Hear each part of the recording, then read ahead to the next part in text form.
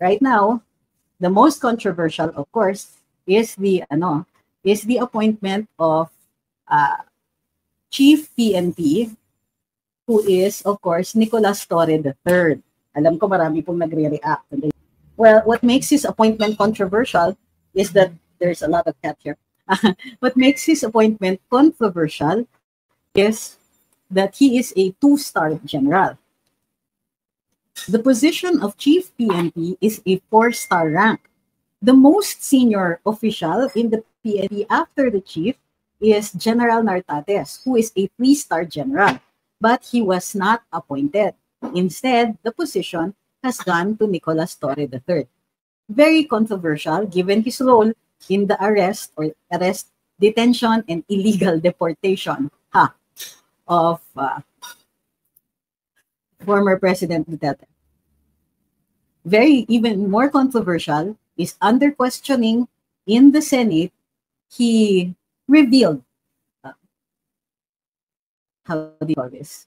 Controversial decisions which appeared to have to stand on shaky legal ground in relation to that arrest. He also spearheaded the equally controversial raid, quote unquote, on KOJC, where in the guise of serving a warrant of arrest, he conducted an extensive search of the grounds of KOJC.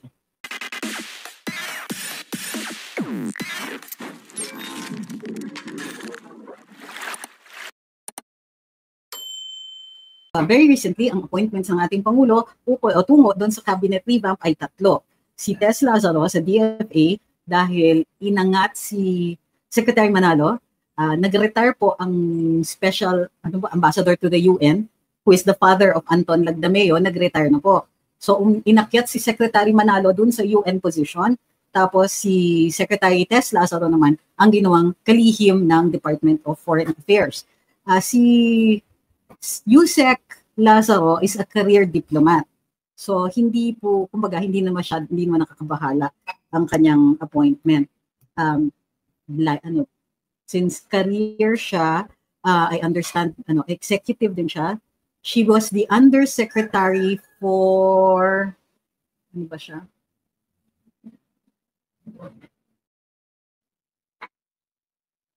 Undersecretary for, wait, nakalimutan ko.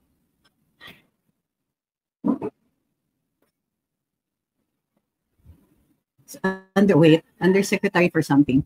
And bilateral relations and ASEAN affairs. Yun. So, with Yusek Tess Lazaro is now Secretary Tess Lazaro of the Department of Foreign Affairs. Ano lang po yan, umangat po, dahil nga po, inangat din po si Secretary Manalo. Tama? Ayun, thank you very much for the reminder, Glasses. Thank you kay Loki Lavlam. So at least with Undersecretary Lazaro, we know that she's a career diplomat and that she is also the most senior of the undersecretaries at the Department of Foreign Affairs. So hindi po yan masyadong malaking surprise. Darlene Berberabe, fondly called Lelen Berberabe, is the Dean of the UP College of Law. But we remember her as having served in the Duterte administration as head of Pag-ibig. She was brought in by then Secretary Jojo Binay under the Pinoy administration. Okay, and she did do very, very well in Pag-ibig. There are accolades for her, even coming from the Duterte administration. Now, she became the College of Law Dean, if I'm not mistaken, very recently, and now has accepted the position of Solicitor General. She also applied and is in the long list of those who are being considered for the short list of Supreme Court nominees. Kumbaga, may bakante po, after the retirement of Justice Mario Lopez, may bakante na po, and Ms. Attorney Berberabe has also applied for that position. Okay? But of course, the most, how do you call this? Well, previously, the resignation of Secretary Jose Acuzar in Housing was accepted. And the secretary now is Secretary Aliling, who is also a developer. also in construction, which makes his appointment slightly less controversial than that of his boss. But right now, the most controversial, of course, is the appointment of Chief PNP, who is, of course, Nicolas Torre III. Alam ko marami pong nagre-react. Sandali lang po. Well, what makes his appointment controversial is that there's a lot of cat here. What makes his appointment controversial is that he is a two-star general. The position of Chief PNP is a 4-star rank. The most senior official in the PNP after the chief is General Nartates, who is a 3-star general, but he was not appointed. Instead, the position has gone to Nicolas Torre III. Very controversial given his role in the arrest, detention, and illegal deportation of former President Duterte. Even more controversial is under questioning in the Senate, he revealed, how do you call this? Controversial decisions which appeared to stand on shaky legal ground in relation to that arrest. He also spearheaded the equally controversial raid, quote unquote, on KOJC, where in the guise of serving a warrant of arrest, he conducted an extensive search of the grounds of KOJC. Sabi ni Musca, di ba si Bato 1-star before becoming Chief PNP? Yes, that's why we say controversial only and not, how do you call this? And not illegal. Kasi pwede naman from anywhere. It is, after all, the prerogative of the appointing authority. The appointing authority being the president.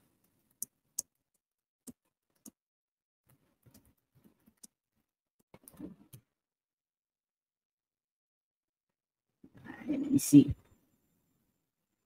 But let me double check that.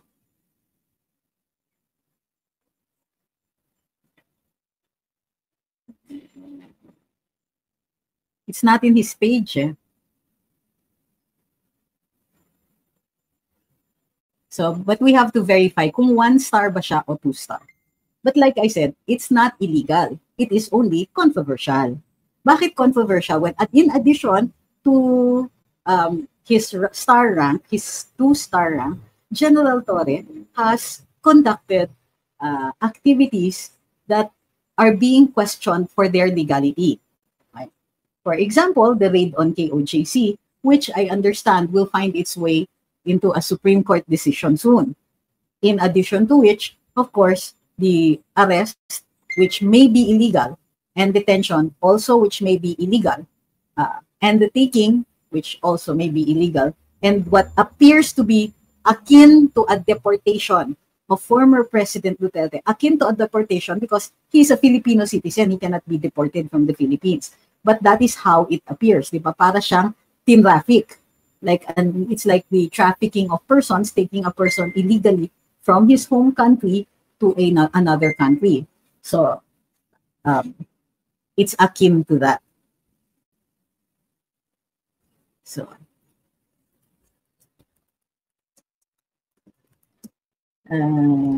yes, dadaan po ang Chief PNP sa Commission on Appointments because double check ko lang, wait, don't, yeah, let me double check lang.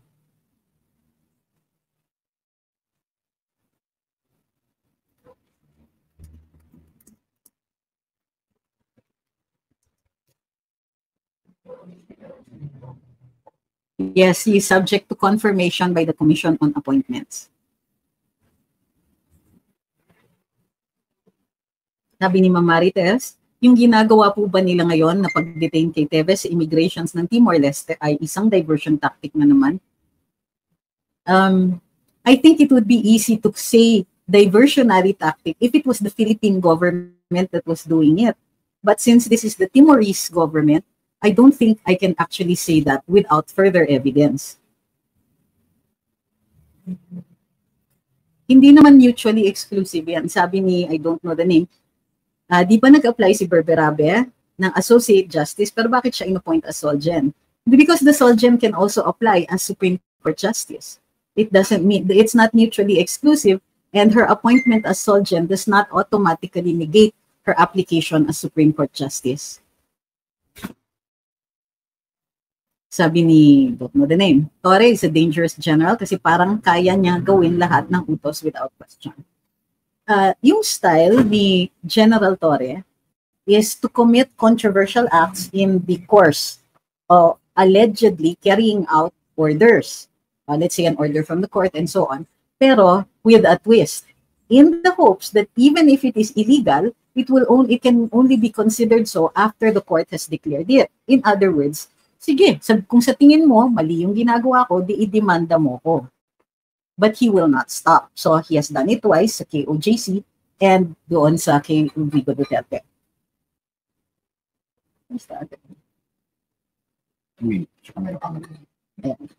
Thank you. Ayun ba mo? Ito yung nasa lata. Mag-hi ka na. Dito si Dion. Hi! Magandang hapon po sa inyong lahat. Kamusta kayo? Ano pa karapatan kayo ito? Ayun lang.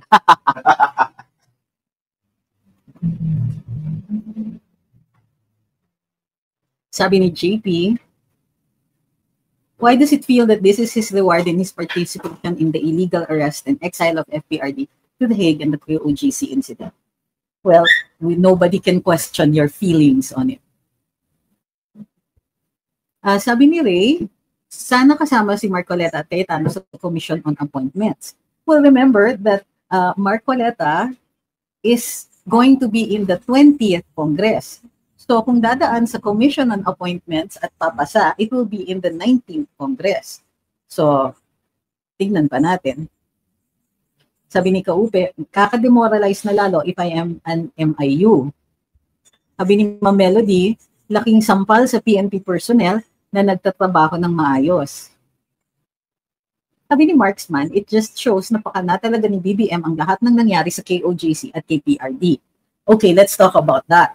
Ako, I think na may basis naman po ang sinasabi ninyo. Oops, nakalimutan ko yung background ko. Hindi ako nagdududa na yan po ang pakiramdam ninyo dahil nga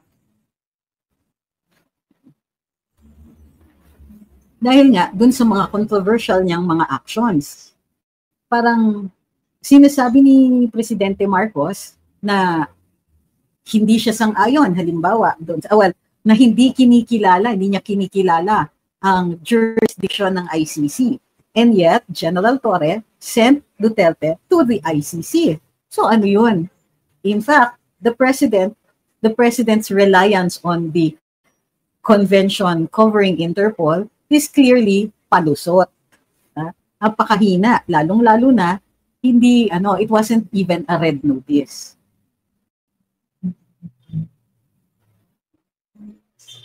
Thank you kay Bravo Shera. Sabi niya, yes, 1 star lang daw si Chief Bato before he was appointed. Sabi ni Horino, sana hindi makalusot sa CA. Ano ba ang basis? Ano magiging basis? Sabi ni Deb, is there any law that protects the people from an abusive government which acts for their own benefit and not for the people who voted them into office? Yes, it's called the election law. So the presumption is that if you are not happy with your elected officials, then you elect new ones.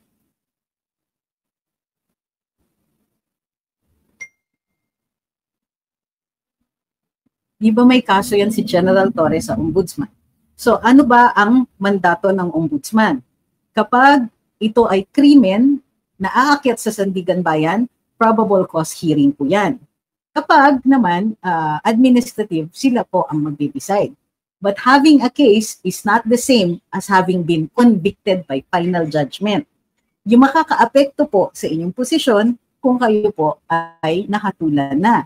Pero kung humaharap ka pa lang sa kaso, then that will depend on the appointing authority. Yes, it does seem very unfair kasi kapag ordinaryong appointee na rank and file, hinihingan natin ng police clearance at saka NBI clearance.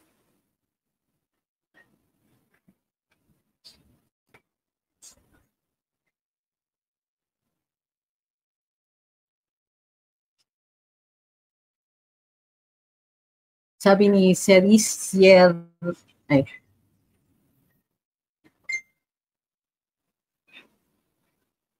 okay, sabi niya, paano kaya malalaman kung magkano pumasok sa account ni Torre? Trabaho po yan ng AMLAC. Sabi ni Fernan, mapapamura ka talaga dun sa gusto ng reconciliation. Ayan. So, parang ang lumalabas, and this is my interpretation and an opinion, this is not news. Right? Parang ang lumalabas is that there are some officials who are put into position simply because the president can. The other is, those same officials, such as but not limited to kay General Torre, ginagawa niya ang ilang bagay dahil kaya niyang gawin. Kung ibang opisyal ng PNP ang gumawa nun ay magdalawang isip. Halimbawa, yung ginawa sa KOJC at yung ginawa kay PRD. Ngayon, eto pa, dahil maliwanag na mayroong gap sa batas, no? Tignan ninyo yung KOJC, arrest order yun. Pero, pwede ka ba naman mag-execute ng arrest order for what, a week or more? Ito po ba ay the same as a search warrant? Kung may search warrant, hindi issue yun. Pero yung tagal, issue yun. Kung arrest warrant, ganun din, issue din po yung tagal.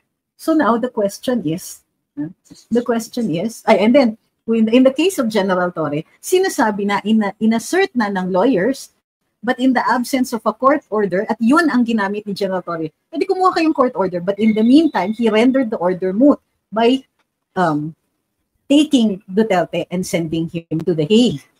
What a nightmare, di ba? Parang illegal na yung ginagawa ko, pero the only way you can stop me is if you go to court. But in the meantime, dire-diretso akong gagawin, kahit makakuha kayo ng order from the court, malas nyo, wala na, moot na yan.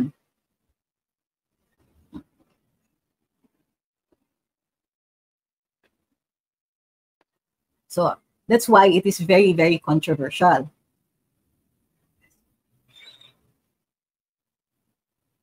Sabi ni Nan, so now every citizen should be extra careful since PNP Torre has a record of catching a person without a warrant. Well, at least once. Sabi ni Ma'am Ola, I don't know what to call this admin anymore, a circus or a zoo. Alam nyo, hindi ko pa nga pinag-uusapan yung pending court-martial for SA by a certain official in the AFP.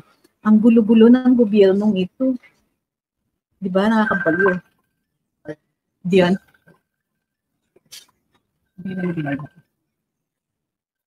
It's yan.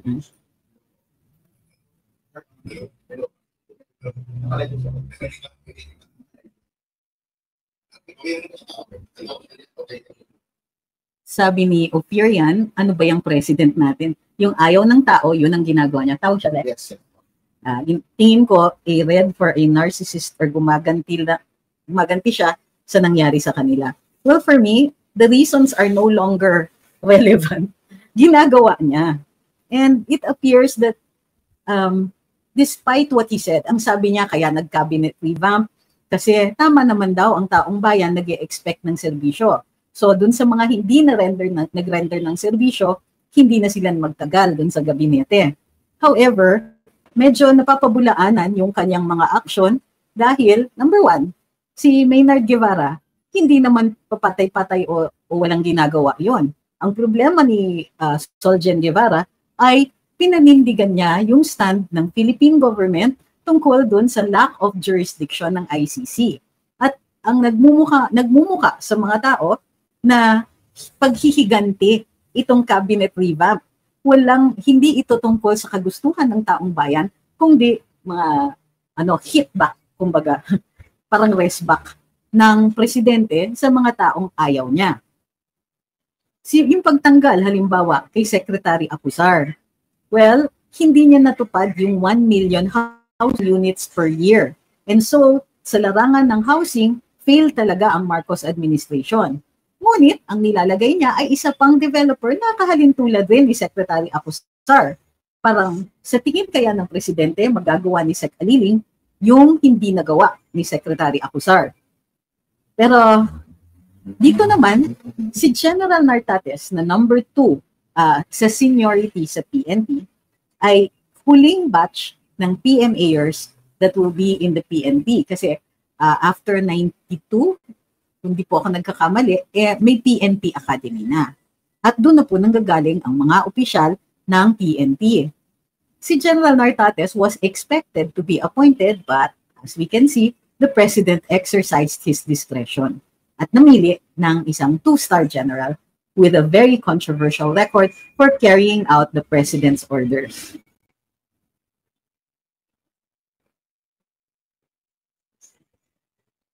Sabi ni Ma'am Merites, for me, I consider Torre like a Nazi soldier who caught many Jews and sent them to death camps, and later, just a few days, this Nazi became a general. Ganun lang, dali-dali ma-promote, walang kahirap-hirap.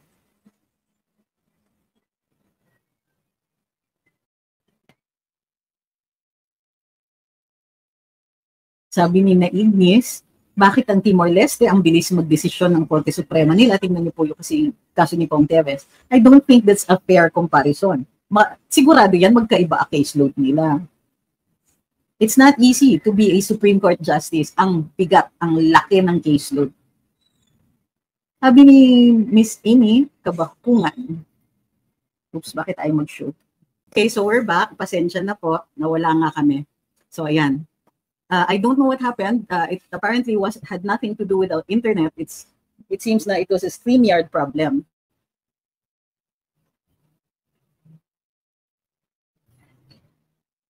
Sabi ni Muska, BBM is weak. We all know that SMR is the one running the show. I don't know about that. Really, I don't think that that the powers of the Speaker of the House are that extensive. However, he does have access to the national budget. Sabi ni Silva, sa appointment ni Torre, God bless the Philippines. May spokes pa sa Congress, pantapat kay Claire. Ayos, bansang Pilipinas, hirap mong mahalin daming evil na nakapaligid. So yes, well, first of all, let's put it this way. Hindi naman illegal magkaroon ng spokesperson ang House.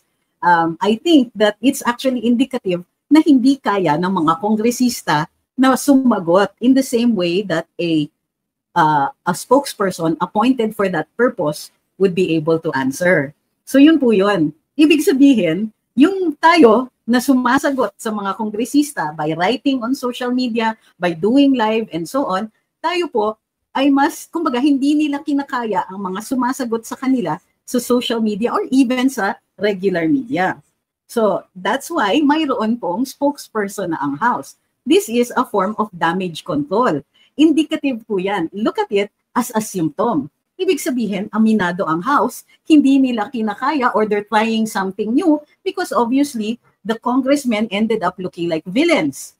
So marami dun sa mga sumasagot, dun sa mga press conferences ng House, ay mga hindi na re-elect or have become very, very unpopular. So actually, yung appointment ni Attorney Abante is para siya yung tatanggap ng shots. Kumbaga, it won't be the congressman anymore or limited na yung sa mga kongresista.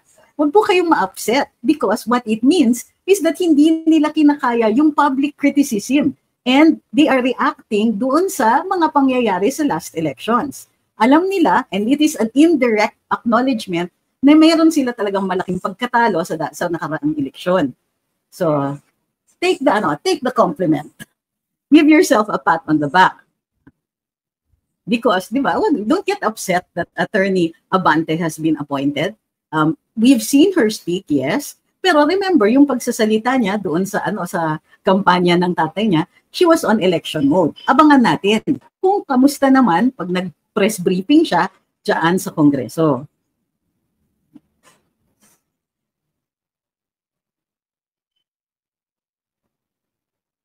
Sabi ni Amy, uulitin ko po yung question ko po sa inyo, Attorney. What will you say po sa bagong pangalan na pinalabas po ni Kong Ortega against Confi funds po? Hindi ko pa nababasa yan. Ma'am, bakit po ganyan yung tanong ninyo? Parang nagdi-demand po kayo ng sagot. Tama ba yung pagkabasa ko? Hindi ko po nakita kanina kasi di ba nawala po kami, nawala yung signal. Sabi ni Silva, sa appointment ni General, nabasa ko na pala yan. Sabi ni Lance, Marcos Jr. deserves Torre. They flock together, both traidor sa Constitution at soberanya ng Pilipinas. Somebody remind Marcos Jr. that sovereignty resides in the people and from which all government authority emanates. Sabi ni Panther, is it possible to amend the law that the appointment of the chief PNP is by virtue of the votes of its personnel to avoid political influence? Don't you think that that would also have an effect na magko-compete for the approval of their colleagues instead of the approval of the public or the appointing authority? I mean, it's possible to amend the law, of course. But I don't know if it will pass constitutional muster. And if upon assessment, it might not seem very wise. But we have to take that apart first to determine whether or not it is wise to do so. Sabi ni Life Update at Bachuchay, di ba po hinihingi daw ng AFP si Gibo, what will happen now na di sila pinagbigyan ni BBM? I don't know what will happen now. Wala po akong bolang kristal para dyan. But I assume that it will be another reason for some of our personnel to get demoralized or to have low morale.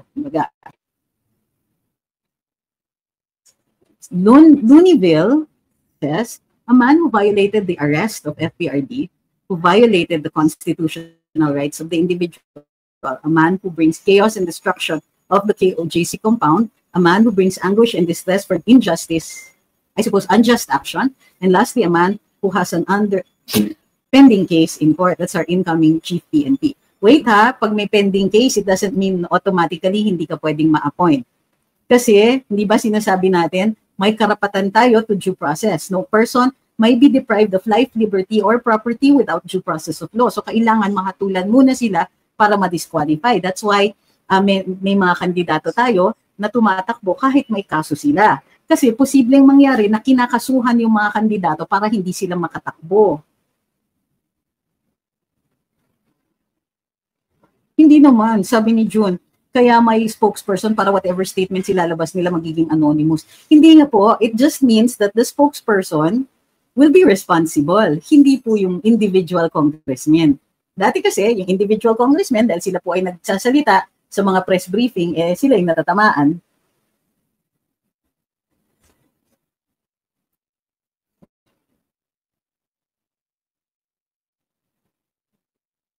Hi, Ma'am Christine. Miss Karen says this administration is dragging our country to bedlam. Oh, yeah.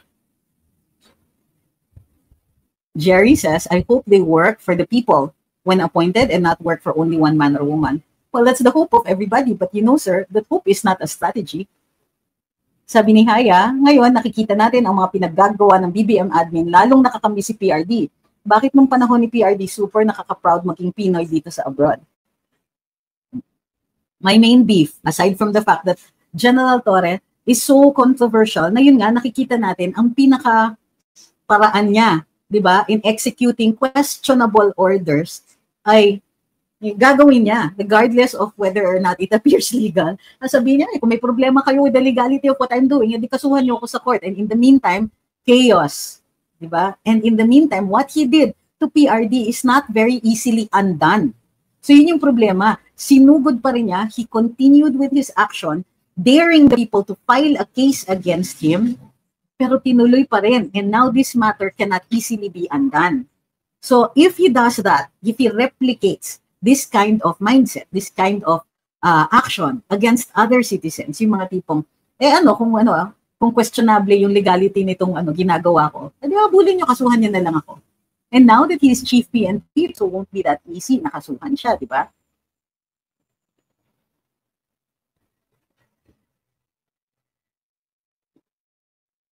Sabi ni Buboy.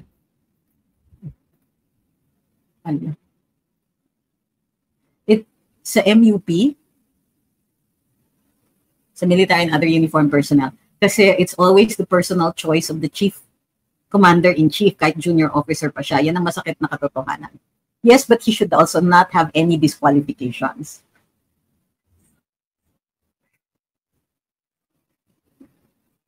Sabi ni Ma'am Christine Strange, my previous comments weren't coming in. Test, is it the phrase lightning rod?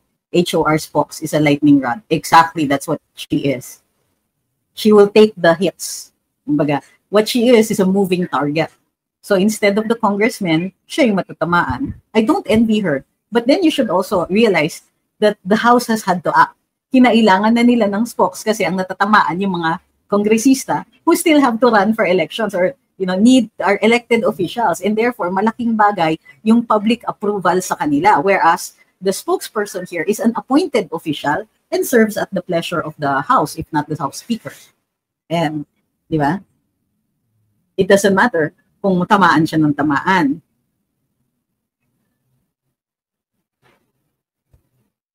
Apothecary says, wait, may due process si Diwata. Why? Si Tatay di nila binigyan ng due process. Unfair. Of course, it's unfair. That's what we're saying.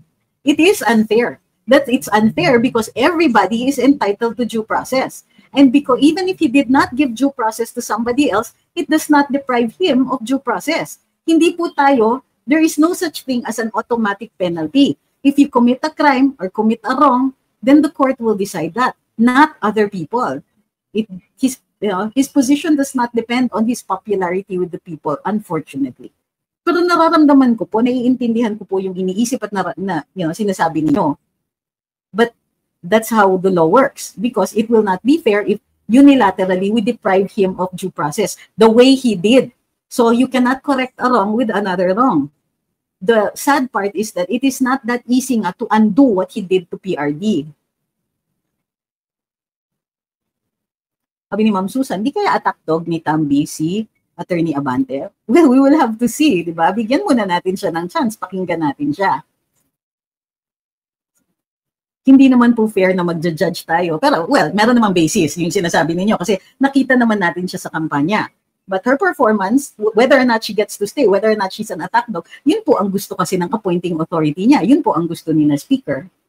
Sabi ni Tin, ano kayong pakiramdam ng mga lower rank na police? O nga, well, may nakausap akong ilan and of course they're not very happy. Sabi ni Ma'am, alam nilang mali ang ginawa ni Torre tapos biglang siya, it's very low moral. Yung I've spoken to a few lower rank sila sa PNP and hindi po sila masaya. Kasi nga, unang-una, parang, yun nga, he's not a good example. Kumbaga, even when you're executing a lawful order, you don't deprive a person of his or her rights. Kahit nga may warrant of arrest nahawak si General Torre nung kinuha si PRD, it doesn't mean that he could deport, and I use the term loosely, the former president. Alam niyo, I get this. Sabi ni Sir Federico, parang ni Jules Federico, parang feeling ko ng attorney nang iinis na lang talaga si BBM sa napakiramdam ko lang po ito. Pero valid naman po yung pakiramdam nyo. Kasi parang he knows how unpopular General Torre is. He knows kung ilan ang DDS. Alam nila at naramdam nila yung hagupit ng ng restback natin sa eleksyon. And yet, ginagawa nila ito. Some appointments, not bad, diba? Pero katakataka, while Darlene Berberabe is well-credentialed and is actually known to be a good person, yung pagtanggal kay Maynard Guevara, ang palaisipan. Alam natin na ultimately, the glaring reason it is likely that he was removed, Solgen Guevara was removed, was because he simply reiterated the country's official stand vis-a-vis the ICC. Syempre, hindi natuwa ang presidente.